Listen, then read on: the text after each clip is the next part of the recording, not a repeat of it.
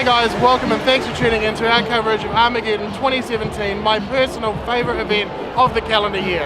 Actually, it's my first time at an Auckland Armageddon event and it looks massive. So Nick's going to take me along, show me all the cool stuff that I could expect here at Armageddon Auckland 2017. We're going to pop his cherry and hopefully yours as well, so stick with us and we'll show you what the show's all about. Alright, we're over at the PlayStation booth. I'm here with Krista from PlayStation. We're going to get a rundown of all the stuff that they've brought to Armageddon this year. Right, so we've got quite a bit of stuff here from PlayStation. We're obviously up here with VR, so we're really lucky to have Doom VFR, Skyrim, Team Bravo, The Inpatient, and GT on VR as well. We've obviously got Gran Turismo Sports, which just launched this week on the TVs themselves. PlayLink, our new social titles, which use your phone or tablet as a controller. Detroit, first time hands-on playable in New Zealand. Call of Duty, which is, I believe, first time hands-on playable as well. And then a whole host of other games to come along and have a good crack on. Yeah. Now we actually, so Hayden and I just had a go on Bravo Team in the VR. And actually, I was really impressed with that as a co-op title, you know, but the immersion on it is pretty full on, and it's got the new controller as well. Yeah. What's that controller about? It's the aim controller. So it's using some similar technology what you see with the Move controller as well. Yeah. So it sort of basically like it provides a gun peripheral if you like. So people would have seen that with Farpoint the first time. Right on. And now we've got Team Bravo coming up as well. Yeah. The other cool thing about Team Bravo that you guys would have seen is that it uses the microphone inside the PSVR headset. So you can actually talk to your other, to your other friend there or partner, and then tell them to hurry up the workload. That's true. I did have to have a word with our nasty butler in the corner. Yeah, so, save you when you're getting shot. Well, that didn't happen very often, if I'm honest. I was kind of pulling him out of the fire more regularly, I did hear a little bit of squealing. I'm not sure which one of you guys it was the wee one. Oh, right. Yeah.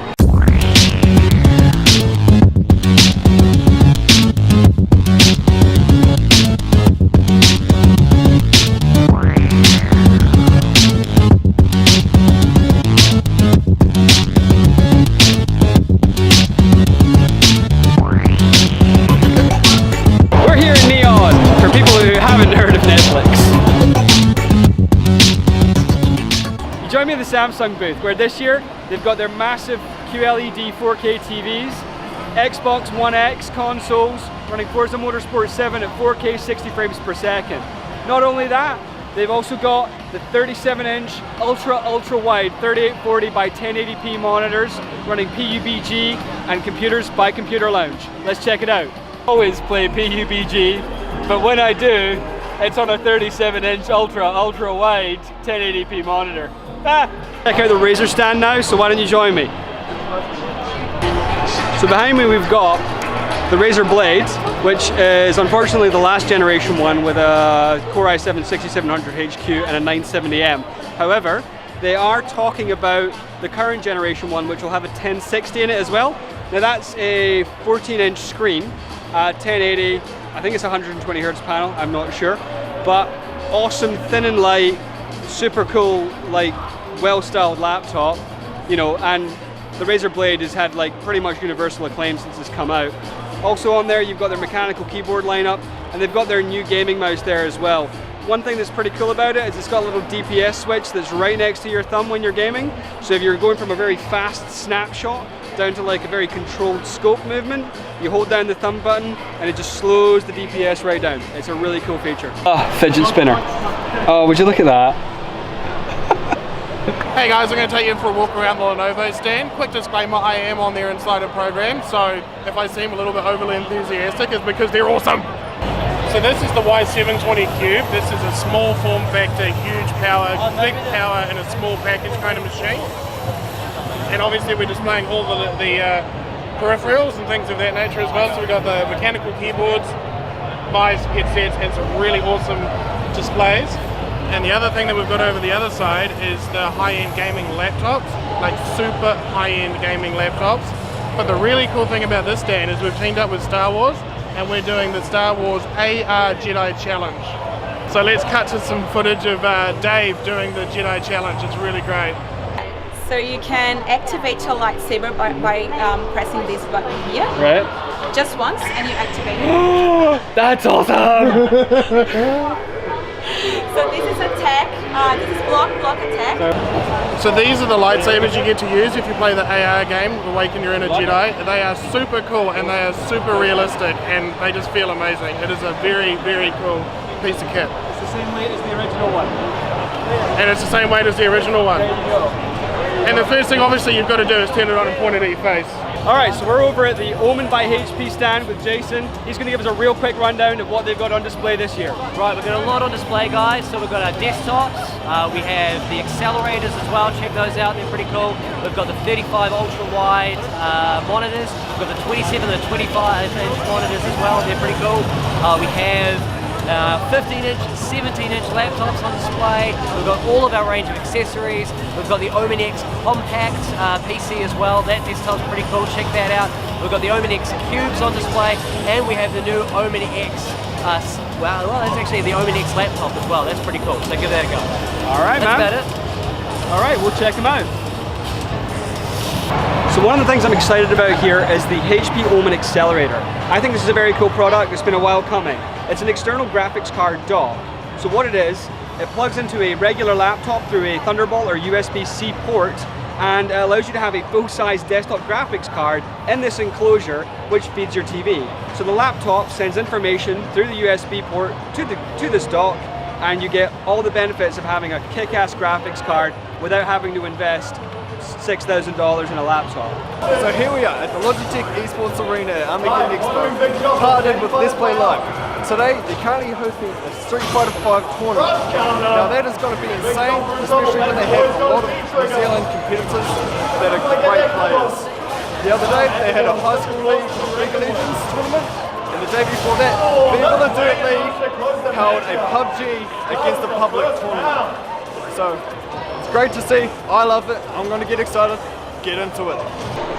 Alright, so we're here at the Nintendo booth and I'm going to have a go on Mario and Rabbids Kingdom, which is kind of like an XCOM turn-based move and shoot game with both the Rabbids from the Ubisoft like Rayman and Rabbids world and of course Mario. So this is the new Nintendo 3DS XL. It is an homage to the Super Nintendo of old. Well, of course, they've also released the mini Super Nintendo console, which I've already covered, so that's pretty cool.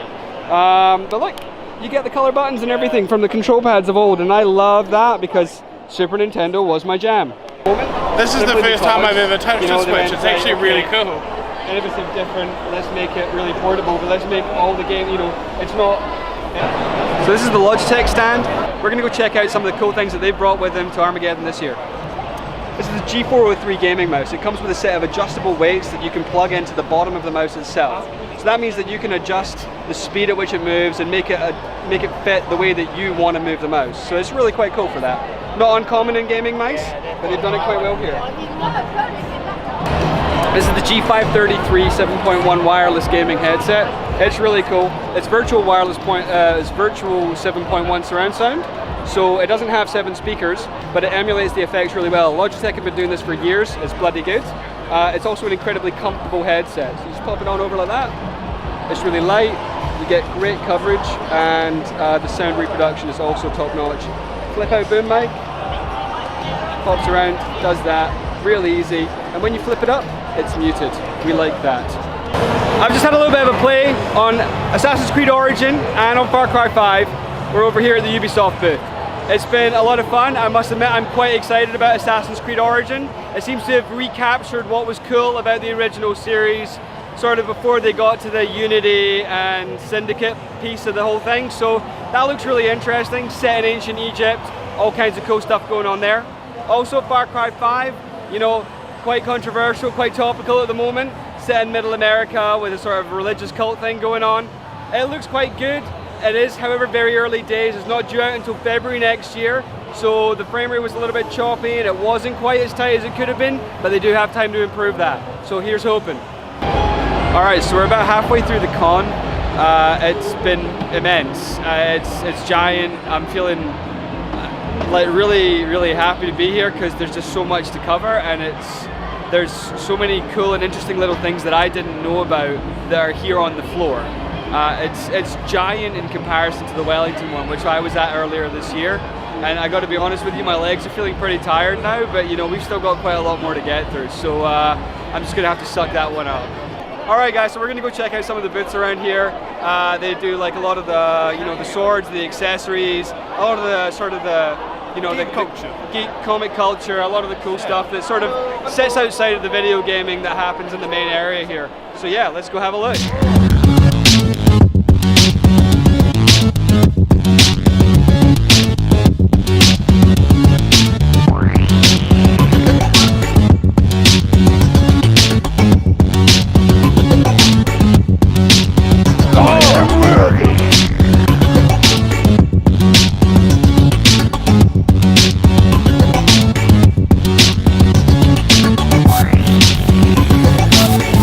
Behind me is people are learning how to play Magic the Gathering, which is the cardboard equivalent of crack cocaine.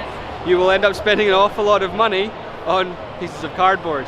But it's a lot of fun, it's the most popular card game, and of course it's the granddaddy of the trading card games, being around since about 1992. And my axe! This is brilliant actually, I want one of these. $50! Like, whilst it's not sharp, still pointy, and if you swung it over your head and with your admittedly short arms, you'd still do an awful lot of damage. Stand still, don't move. I reckon that'd be pretty cool. Obviously this is from Riddick, and I'm a big fan of Riddick, so I reckon that's pretty cool. Why don't you buy some? Because they're $50 and they're not that cool. This is Frostmourne from World of Warcraft, and this is really nicely done actually, and it's very, very heavy. But I'm digging this. And how much does Frostmourne cost? $310, but it comes with a plaque so you can hang it. Cool. That's very, very cool. So we've decided to come check out some cosplay as well, because that's a lot of the culture here at Armageddon. So what have you two come as today? Come as Khal Drogo and Daenerys from Game of Thrones, from Khaleesi. Of course, Yeah. And so what is it that you really like about the cosplay? What makes you want to do it? It's really fun, I guess. It's nice seeing people's reactions to it. Yeah. It's a challenge as well, which is interesting. Yeah, like your outfits are pretty looking good. Like, Cheers. almost spot on. That's all joy. How long did it take you to make? It took us probably a month to put together completely. Yeah. Yeah. It's pretty, like, Yeah, that took a while.